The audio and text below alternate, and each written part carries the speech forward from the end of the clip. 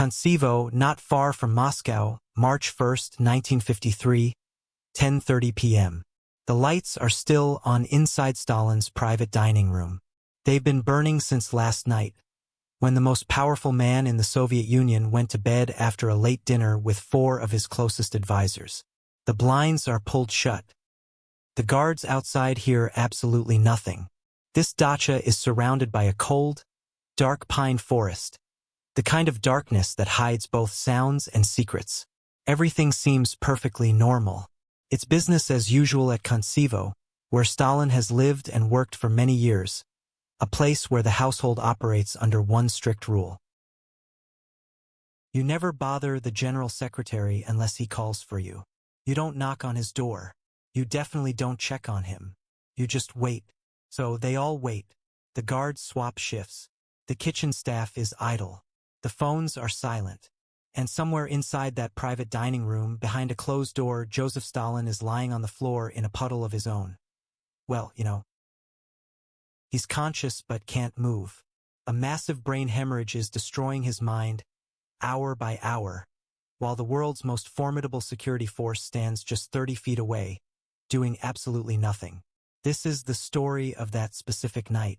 A night filled with paralysis, sheer terror, and a system that had conditioned an entire nation to fear one man, and had taught the people closest to him to be the most terrified of all. It's the story of Pyotr Lozgachev, the guard who discovered Stalin on that floor and carried the weight of what he saw for the rest of his life. A man who understood with chilling clarity that what unfolded at Koncevo that night was more than just a dictator's final moments. It was definitive proof that Stalin's true weapon wasn't brute force, or prison camps, or secret police. It was fear itself, a fear so overwhelming, so deeply ingrained in everyone around him, that it rendered them useless even as their hesitation was leading to his death. To truly grasp that night, you have to understand Koncevo. You have to understand what it was like to live and work in Stalin's looming shadow. The Koncevo dacha, located about 10 kilometers west of Moscow, had served as Stalin's main home since the late 1930s. After his wife Nadezhda passed away in 1932, he had largely stopped living in the Kremlin apartments where she died and moved into this complex of buildings nestled deep within meticulously maintained grounds, secured by multiple layers of protection. It wasn't a lavish palace, not in the typical sense. Stalin preferred a simpler living style with bare walls, practical furniture, and a large dining room where he conducted much of his actual work over lengthy, alcohol-fueled dinners that often went until dawn. The household staff at Koncevo held a peculiar, nightmarish position. They were among the most fortunate individuals in the Soviet Union, enjoying better food, housing, and salaries than ordinary citizens. Yet, they were also among the most vulnerable. Being close to Stalin meant being constantly watched, always at risk of falling under suspicion. Previous members of his household staff had been arrested over the years, interrogated by the NKVD, and accused of plotting against the General Secretary based on nothing more than an ill-considered remark or an overheard conversation. The guards and servants at Koncevo lived with a constant underlying dread, a persistent awareness that any misstep could lead to their ruin. Pyotr Lozgachev had been part of Stalin's security team for years. He was a mid-level officer in the guard service, dependable, professional, the kind of man the system relied on, capable, discreet, and unquestioning. He knew the daily routines at Koncevo inside and out, the schedules, the protocols, the unspoken rules that dictated every interaction with the General Secretary. He knew, most importantly, the paramount rule. You wait to be called. You never approach Stalin without an invitation. You don't open a door without permission. In the final years of Stalin's life, the atmosphere at Koncevo had become increasingly strained. Stalin was 73 years old in 1953, his physical health declining, though his mind remained sharp and ever suspicious. He suffered from hardening of the arteries, his blood pressure was alarmingly high, and his doctors had repeatedly advised him to cut back his workload, drink less, and maintain regular sleep patterns. He ignored all their advice. He kept his characteristic schedule, sleeping during the day and working through the night, conducting his late-night business. Over those long dinners that his associates dreaded attending. These dinners were essentially sessions of psychological torment. Stalin would invite members of his inner circle, individuals like Beria, Malenkov, Khrushchev, and Bulganin, and subject them to hours of drinking, crude jokes, and unpredictable mood shifts. He'd screen American Western movies on a private cinema setup, then abruptly transition to discussing matters of life and death political importance. He'd pressure his guests to drink, watching them become inebriated, then pose pointed questions and scrutinize their responses. Each dinner was a test. Every answer was being judged. The men who attended understood that their continued existence might hinge on how they conducted themselves at these events. In his last few months, Stalin seemed to be gearing up for another purge. The Doctor's Plot, announced in January 1953, had accused a group of primarily Jewish doctors of conspiring to assassinate Soviet leaders. It was clearly a fabrication, but it evoked the Great Terror of the 1930s, suggesting Stalin was preparing for another wave of arrests and executions. Members of his inner circle, especially Beria and potentially Malenkov and Khrushchev, recognized the pattern. They'd seen it before. The Doctor's Plot was just the beginning, not the end, and each of them had good reason to fear that the next round of accusations might target them. This context is crucial for understanding what occurred on March 1, 1953, because the individuals surrounding Stalin in his final hours were more than just terrified servants. They were shrewd political players with immense personal stakes in the unfolding events, who realized that Stalin's demise would fundamentally alter the Soviet Union, and who might have had complicated motivations for their actions during his medical crisis. On February 28, 1953, Stalin invited 4 members of his inner circle to Koncevo for dinner and a movie. Beria, Malenkov, Khrushchev, and Bulganin were in attendance. According to all accounts, it was a typical evening. They watched a film, then moved to the dining room where they ate and drank until the early morning hours of March 1. The atmosphere was reportedly relatively calm by Koncevo standards. Stalin seemed to be in decent spirits, although he had consumed a significant amount of alcohol. Around 4 a.m., the guests said their goodbyes and departed. Stalin then went to his private rooms. The household settled back into its usual nighttime quiet. What happened next depends on which version of events you choose to believe, but the general sequence of events is clear and consistent. The dacha became quiet. Guards maintained their positions around the property. No sounds emerged from Stalin's private quarters. This was not unusual. Stalin often slept until noon or even later. No one expected to hear from him until he rang for his morning tea, his customary signal that he was awake and required assistance. The hours ticked by. Morning turned into afternoon. The guards outside observed nothing out of the ordinary. The kitchen staff remained on standby. The schedule at Koncevo was dictated by Stalin's unpredictable habits, and if he slept late, everyone simply waited. This was routine, but as evening approached on March 1st, a sense of unease began to grow. Stalin had not rung for anything. He hadn't requested tea, food, or any other service. The lights in his rooms remained on, just as they had been since the previous evening, but no movement was visible through the drawn blinds. Hours stretched into a full day. No one initiated contact with him. No one checked on him. The standing orders were crystal clear. Do not disturb the General Secretary. And those orders were strictly followed, even as the time elapsed far beyond what could be explained by an unusually long sleep. According to Lozgachev's own later account, it was sometime around 10 p.m. on March 1st, approximately 18 hours after Stalin had retired, that an acceptable reason finally arose: to approach his rooms. Mail had arrived for Stalin, official correspondence that would legitimately require his attention. It was a flimsy pretext, but it was enough, providing a guard with the technical justification to approach the door without technically breaking the standing orders. Lozgachev was the one chosen for this task. He collected the mail, walked to Stalin's private quarters, knocked, and received no response. He knocked again, this time louder. Still nothing. He then opened the door. What he discovered inside would haunt him for the remainder of his life. What he discovered within would forever be etched in his memory.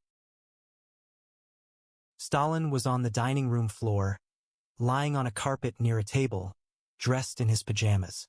He was alive, but just barely clinging to life. His eyes were wide open, yet his gaze was unfocused, drifting aimlessly. He was making little sounds, not words, just noises. One of his arms was lifted slightly. His body was soaked. He had lost control of his bladder, possibly hours before. The most feared man in the entire world lay on his floor like something broken, completely helpless, unable to speak or stand up. Lozgachev rushed to his side immediately. He carefully lifted Stalin, moved him over to a couch, and tried to make him feel more comfortable.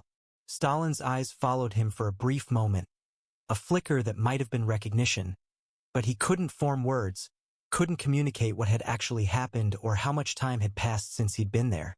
Lozgachev's training kicked in, telling him this was a serious medical emergency. His whole body was screaming to him that this was a medical emergency. What his experience and his deep, gut-wrenching fear told him was something far more complex. He absolutely had to call for assistance. But calling for help at Kontsevo wasn't at all like calling for an ambulance in any other part of the world. Any decisions regarding Stalin's medical care absolutely required official approval from members of the inner circle. The guard service had to report to their superiors before taking any action, and everyone involved at every level of the hierarchy understood that making a mistake regarding Stalin's health could lead to death. If you called doctors unnecessarily and Stalin recovered and was furious about being disturbed, you could face execution by firing squad. If you contacted the wrong individuals, you could be accused of treason. If you waited too long to act, you could be accused of extreme negligence. Every single choice presented a dangerous risk. Lozgachev started making calls. According to his own account, he managed to reach other members of the household staff and the guard service, who immediately grasped the extreme seriousness of the situation unfolding. These calls then escalated up the chain of command. Within just an hour, Stalin's immediate security supervisor had been notified. But actually getting through to Beria and Malenkov, the key political figures who held the real authority to summon medical professionals, turned out to be more challenging. Or, at the very least, it took significantly longer than it should have. The differing accounts from these top political figures have captivated and deeply disturbed historians for many decades. According to Khrushchev's own memoirs, he and the other top officials were informed relatively quickly and made their way to Kontsevo during the early hours of March 2nd. However, Beria's response, according to several accounts including Lozgachev's, was initially to suggest that Stalin was simply asleep, that there was absolutely no reason for concern, and that the guards shouldn't bother the general secretary over something minor. Whether this was genuine belief, a deliberate tactic to delay, or something else entirely, it certainly added to the paralysis that surrounded Stalin's critical medical emergency. Doctors were not actually called until the morning of March 2nd, which was nearly 10 to 12 hours after Lozgachev had found Stalin on the floor, and approximately 30 hours or even more after Stalin had first lost consciousness. The medical team that finally arrived consisted of mostly junior physicians. The senior Kremlin doctors, including those who regularly provided treatment to Stalin, were actually under arrest as part of the so-called doctor's plot. The very purge that Stalin himself had been orchestrating had unfortunately eliminated the most qualified individuals to treat him during his moment of extreme crisis. The doctors who did arrive began to administer treatment for what they diagnosed as a massive stroke, a severe cerebral hemorrhage.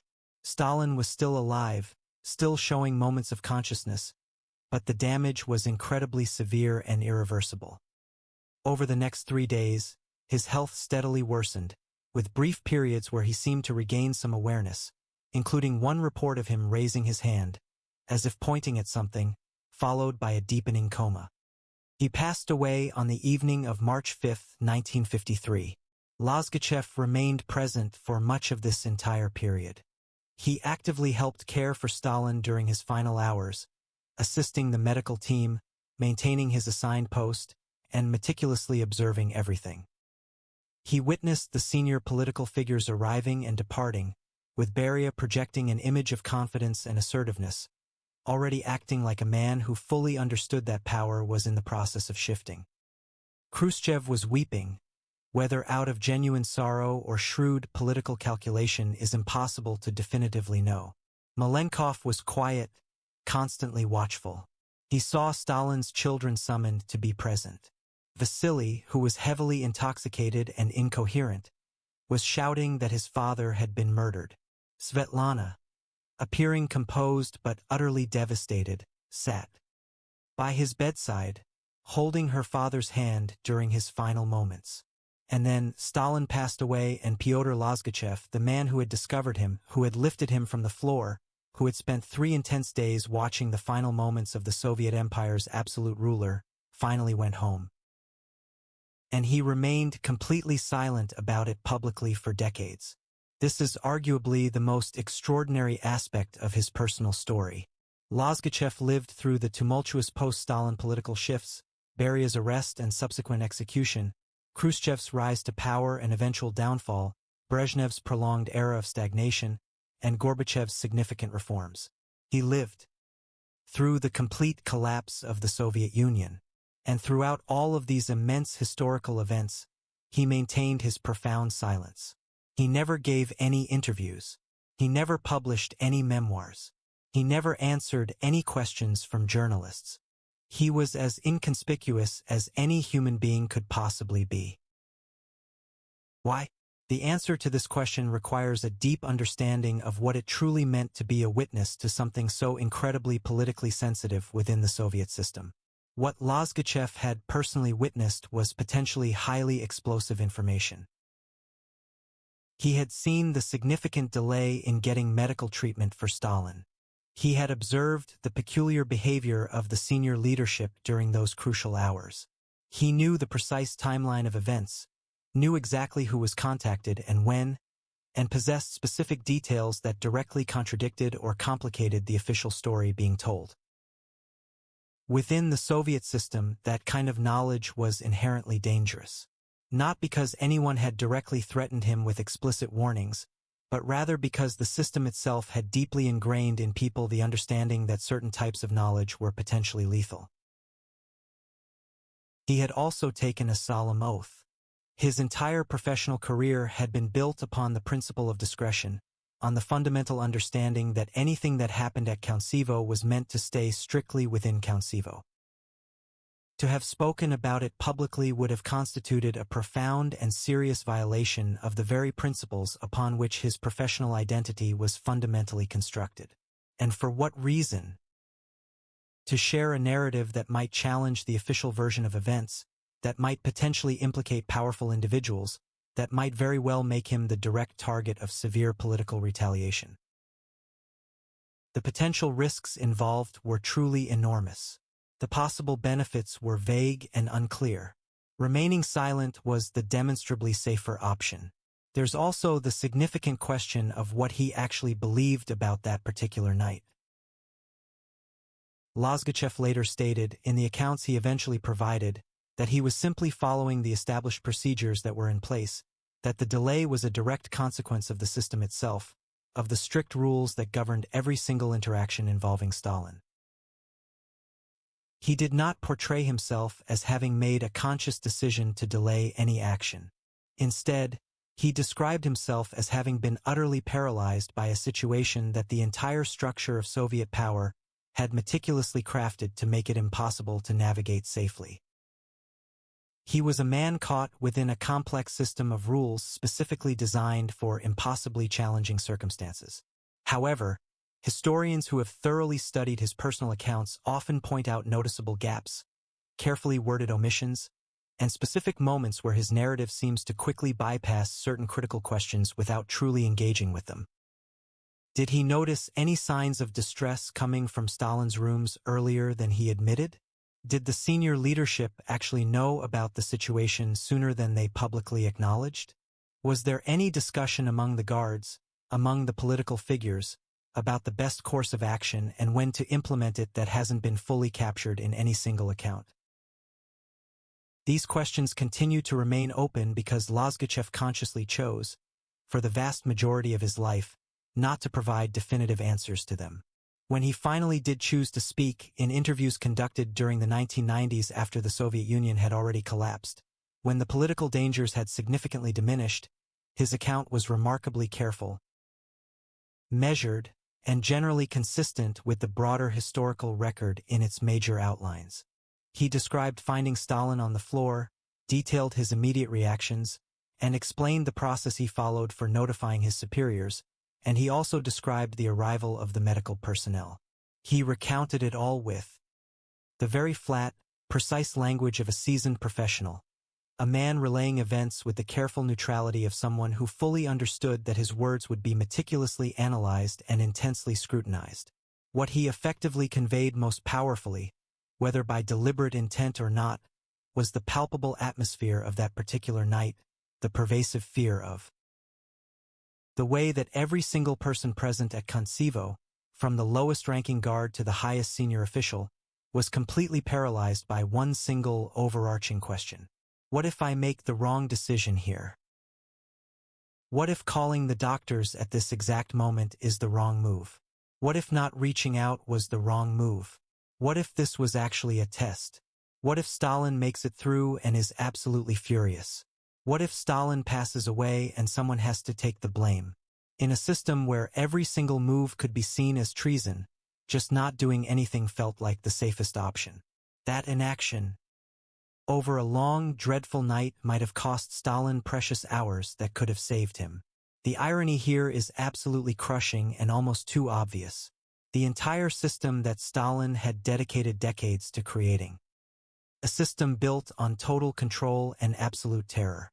The system that had trained everyone around him to doubt their own judgment. That very system ultimately led to his demise. Not some grand conspiracy, not a hidden assassin, no rival politician with a weapon. Just pure fear. Just the regular, sensible, survival-driven instinct of men and women who had learned that in Stalin's Soviet Union. Making the wrong choice meant certain death. Lozgachev completely understood this reality. He had lived through it. He had personally experienced that fear in the moment he stood in front of Stalin's closed door, holding a pile of mail, trying to summon the bravery to actually knock. He knew that what unfolded that night wasn't just about medical choices or political strategizing. It was the ultimate logical consequence of totalitarianism. When you construct a society where everyone is terrified of the person in charge, inevitably, the day will arrive when that very person desperately needs assistance, and everyone will be too petrified to offer it. Stalin had deliberately transformed Koncevo into a fortress, shielding himself from the outside world. He had surrounded himself with his most loyal guards, carefully selected staff, and multiple layers of security. He had gotten rid of any doctors he didn't fully trust and imprisoned those he did. He had made it completely impossible for anyone to get near him without his direct consent. And in doing so, he had inadvertently created the perfect circumstances for his own death. Alone, lying on the floor, for what felt like ages, while just a few feet away, individuals who could have helped him were paralyzed, terrified of making a mistake. Pyotr Lozgachev passed away in relative anonymity. He never became famous, nor did he ever seek out fame. He gave his interviews, shared his story in the precise, limited way he had decided upon, and then returned to his private life. But the account he shared, the story he had carried silently for decades, stands as one of the most insightful records of the Stalin era. It's possibly more revealing than any political memoir or historical analysis, because it offers us a glimpse into the system not from the highest level, not from the viewpoint of the dictators, generals, and political masterminds, but from the ground up, from the perspective of a man on his knees next to a fallen tyrant, wrestling with whether it was safe to offer him aid. Even today, the Koncevo dacha still stands, nestled discreetly among the pine trees to the west of Moscow. It has been utilized for various government functions over the years, and it's not typically open for public visits. The very rooms where Stalin resided and conducted his affairs, the dining area where he spent his final conscious evening, the hallway where Lozgachev paced back and forth with that pile of mail, they are still present, preserved almost like they're in amber. The carpet where Stalin fell has probably been replaced. The furnishings are different, but the overall layout remains unchanged. And if you stand in that space and reflect on what Lozgachev described about the 18-hour silence, about a man on the floor while the world kept spinning under the assumption of his invincibility, it speaks volumes about power and its deceptive nature. Stalin was never truly invincible. He was never all-powerful. He was just a man, a damaged, paranoid, cruel individual who engineered a control mechanism so absolute that it couldn't even function when he needed it the most. And Lozgachev, the final person to find him alive, the man who held on to this narrative for decades, grasped something that historians have been attempting to articulate ever since: that the most perilous element within a totalitarian system isn't the dictator himself. It's the pervasive fear that he cultivates. The fear that endures long after he's gone, shaping every single decision made by everyone around him, ultimately reducing the most formidable system ever devised into a room full of people staring at a closed door, too afraid to even knock. The very last man to see Stalin alive eventually chose to speak. But what he revealed, what he couldn't quite bring himself to fully articulate, what lies unspoken in the gaps between his carefully chosen words, is perhaps the most significant testament of all. It's not about what happened to Stalin himself, but about what Stalin inflicted upon everyone around him. What absolute fear does to human beings when it permeates every decision, every automatic reaction, every single instinct. Joseph Stalin tragically passed away on March 5, 1953. He was 74 years old at the time of his death. He died enveloped by the very system he had meticulously constructed, guarded by the security personnel he had trained, attended by the doctors he had not yet managed to have imprisoned.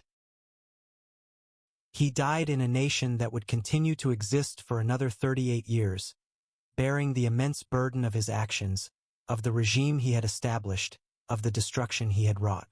And somewhere in Moscow, a man named Pyotr Lozgachev returned to his home, removed his uniform, sat down, and began the arduous process of deciding how much of his story he would share and how much he would carry alone for the remainder of his life. He chose decades of silence, and within that silence lies perhaps the most authentic monument to what Stalin had created. A world where even the unvarnished truth was too perilous to utter, where a man who had done nothing wrong, who had exerted his utmost effort, still spent 40 years agonizing over whether he had made the correct choice in a situation where no correct choice was even possible. That's the ultimate lesson learned from Kontsevo. Power that governs through fear doesn't vanish when the fearful leader dies. It dissolves gradually through hushed conversations and incomplete narratives, through interviews cautiously granted years later, through the slow, painful journey of a society relearning how to speak after prolonged periods of imposed silence. Lozgachev's eventual testimony was a component of that recovery process. A small segment, a quiet piece, but an undeniably true one, and truth in the Soviet Union was always a treasure worth patiently waiting for. Imagine spending 40 long years in a place, a person who'd acted honorably, done all they could, still locked away, pondering if they'd chosen correctly in a situation where no choice felt truly right. That's the ultimate takeaway from the Kontsevo incident. Control wielded through dread doesn't vanish with the tyrant's passing. It fades gradually, through hushed conversations and incomplete narratives, in careful interviews shared years down the line. It's a slow, difficult journey for a community to rediscover its voice after enduring periods of imposed quiet. Lozgachev's eventual statement was a piece of that journey, a minor contribution, a soft echo, yet an honest one. And in the Soviet Union, genuine truth was something always worth the long wait.